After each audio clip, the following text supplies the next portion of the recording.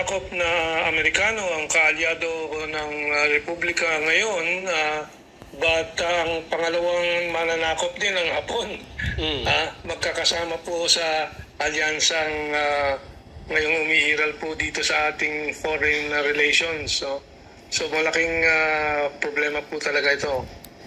Prof, ano po ang tingin niyo ngayon sa dynamic sa ating pong sa usapin po ng geopolitics? Totoo po ba, to his words, si President BBM na enemies to none, friends to all? I think it's very clear na may dichotomy yung BBM before February 2023 at yung nangyaring bagong mukha nitong BBM after February 2023. Dahil after that February, nag-anunsyo siya ng expansion ng US bases. Parang Dr. Jekyll and Mr. Hyde, ang nangyari.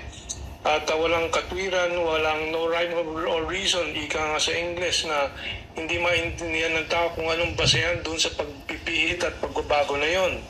So this is very tragic because ito'y panahon na ang huling mga, ika nga sa English, death throes of the colonialism era, parating na, nandito na.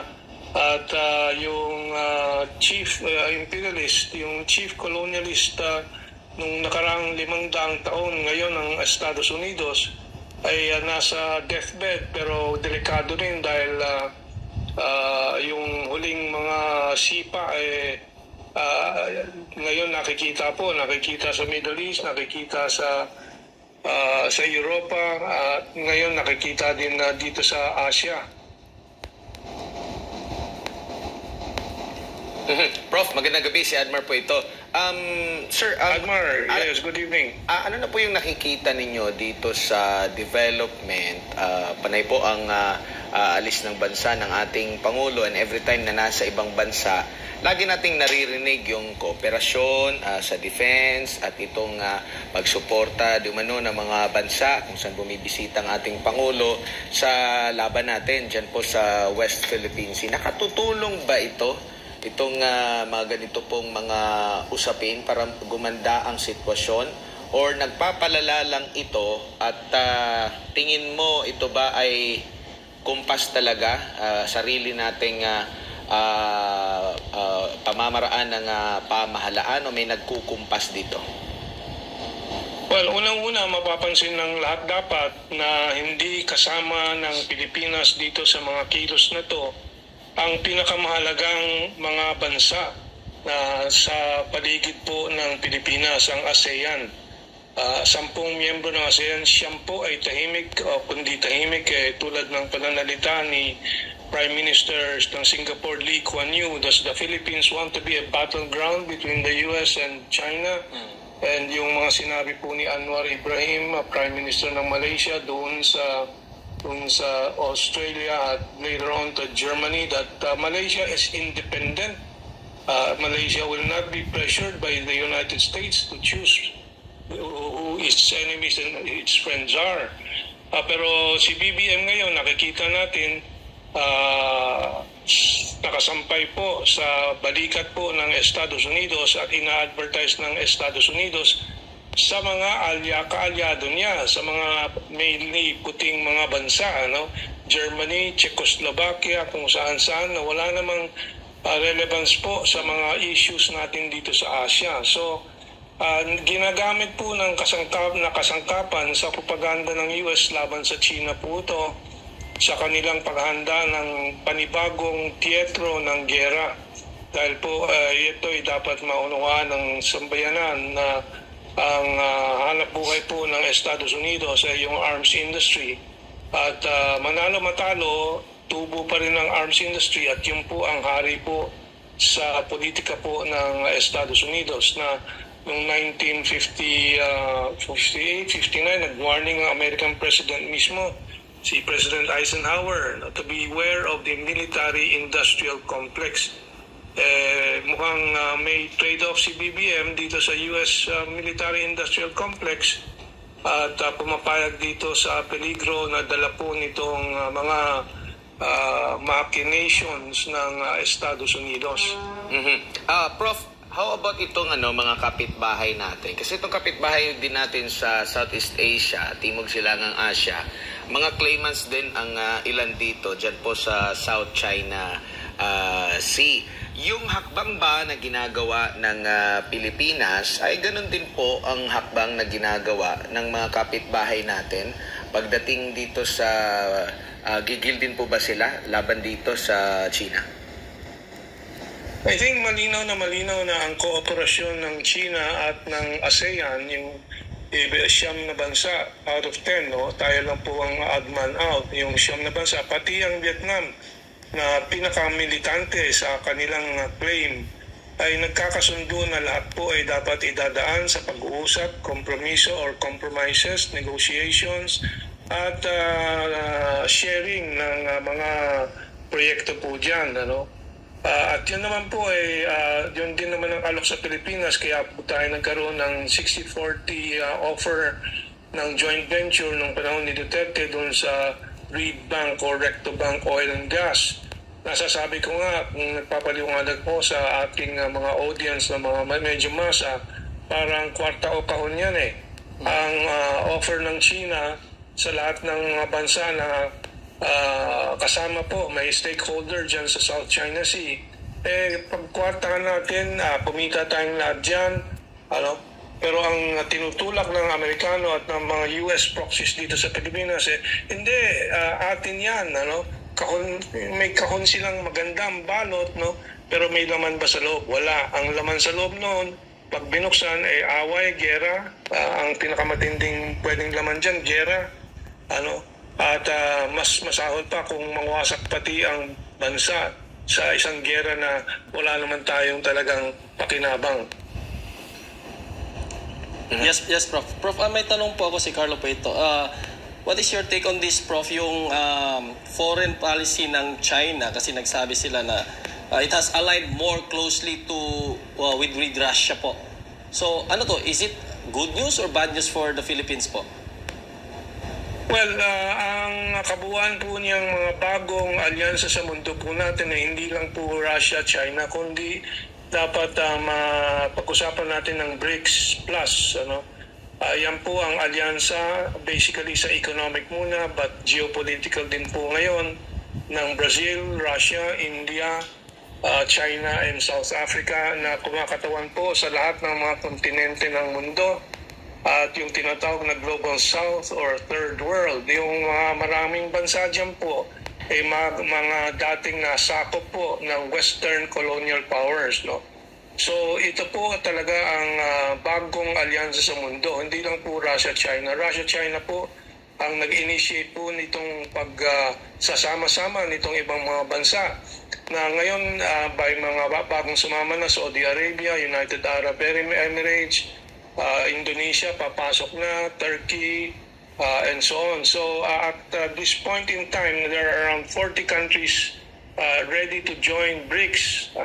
At yung BRICS po, yung alyansang iyan po, represents 40% of the world's energy supply kasi kasama na ang Saudi Arabia diyan, UAE, Middle Eastern countries, kasama ang Venezuela, sasama na din ang Venezuela and so on. So dapat yan ang perspektibo po natin, hindi Russia, China lang, kundi yung Brazil, Russia, India, China, South Africa, and 10 new countries that have joined and 30 more are waiting to join in this year, 2024. So BRICS, tandaan po natin yan, BRICS.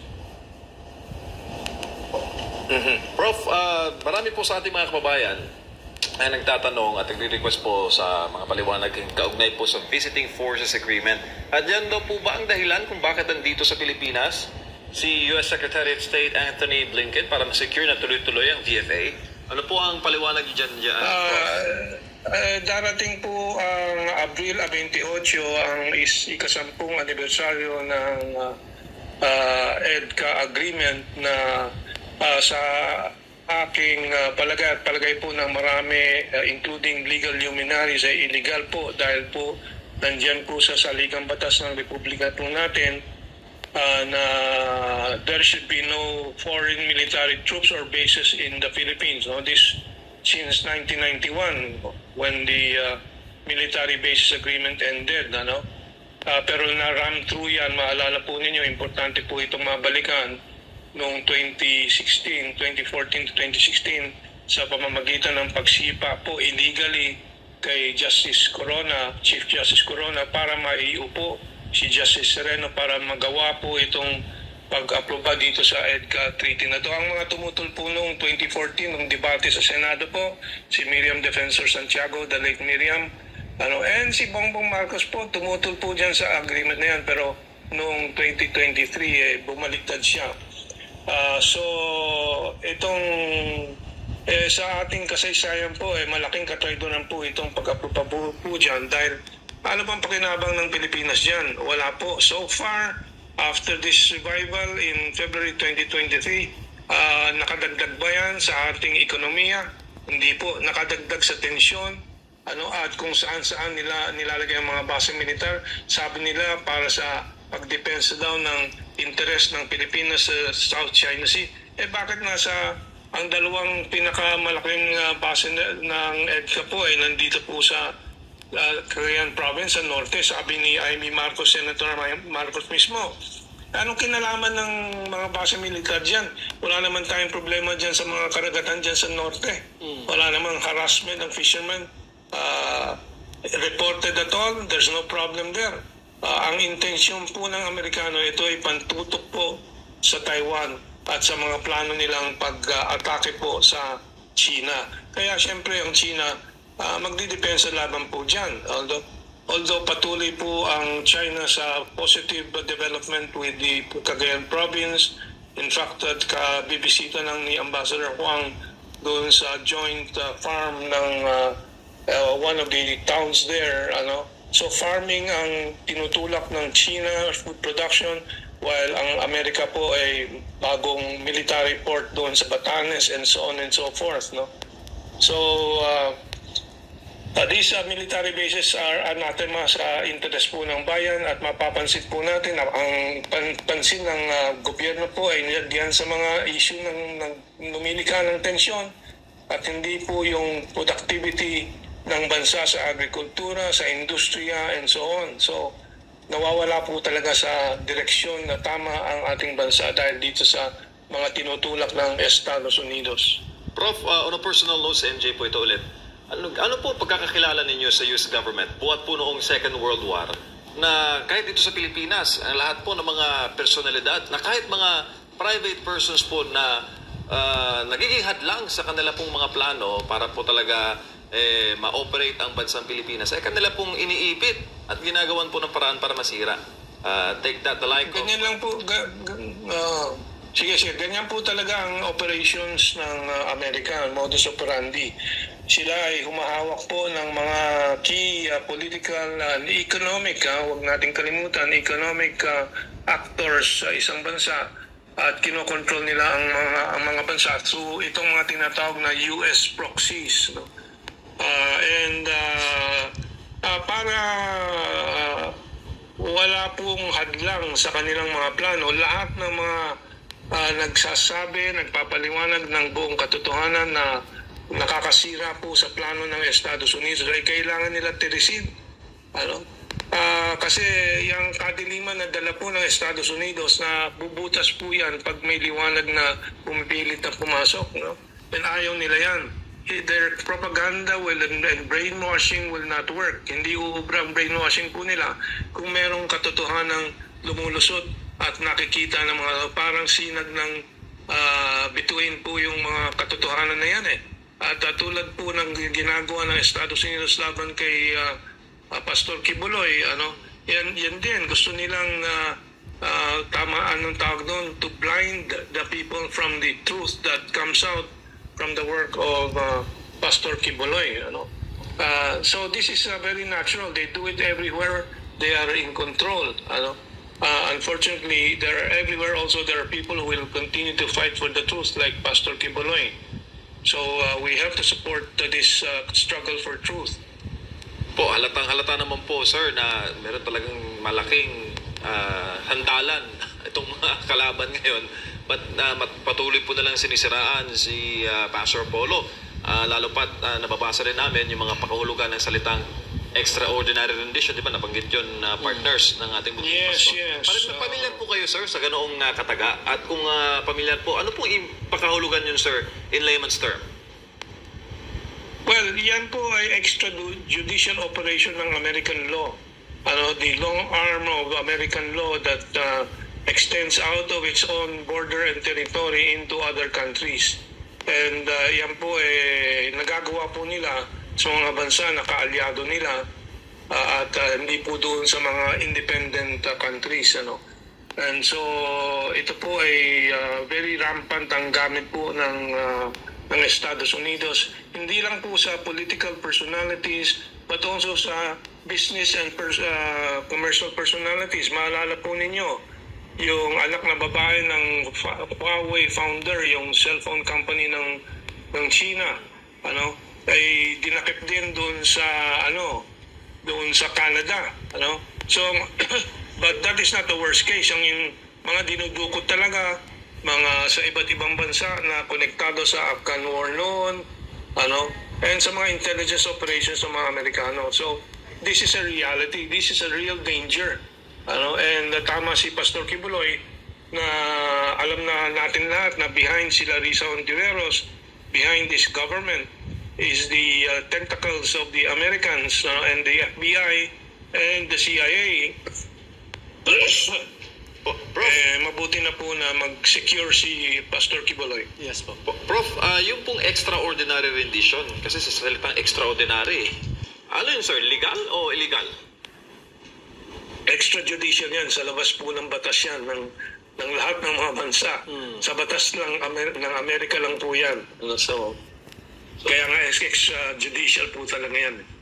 So sakaling mangyari po yan dito sa Pilipinas, malinaw na paglabag yan, dapat umaksyon ng ating pamahalaan dahil posibleng maulit din yan at parang inineglect lang ng bansang Amerika yung existing na batas natin para maipatupad lang yung kanilang sariling interes. Walang batas sa Amerika pagdating sa mga kanilang pakikialam sa mundo. Yan po ang ibig sabihin nila pag sinasabing lang tayo ay dapat sa mga kaalyado nila sumunod sa rules-based order.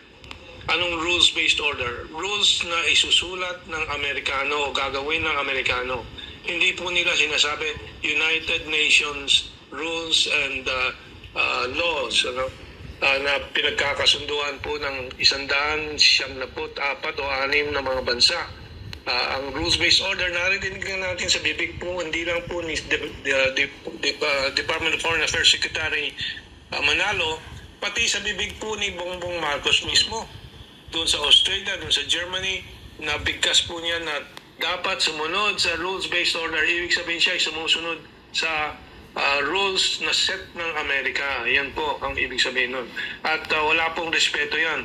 Wala pong respeto ang Estados Unidos sa kanilang pagsalakay sa Iraq War II. Walang bendisyon ng UN yan. At sa Afghanistan and so on and so forth. So yan ang rules-based order. Yan ang signal po. Pag marinig po niyan mula sa mga speeches ni Bongbong Marcos, sinulat po yan ng American-influenced speechwriter ni Presidente Marcos po. Ibig sabihin, sila ay sakop na ng rules-based order, the outlaw of America, the United States of America. Prof, so ang susi po dyan ay nasa Pangulo.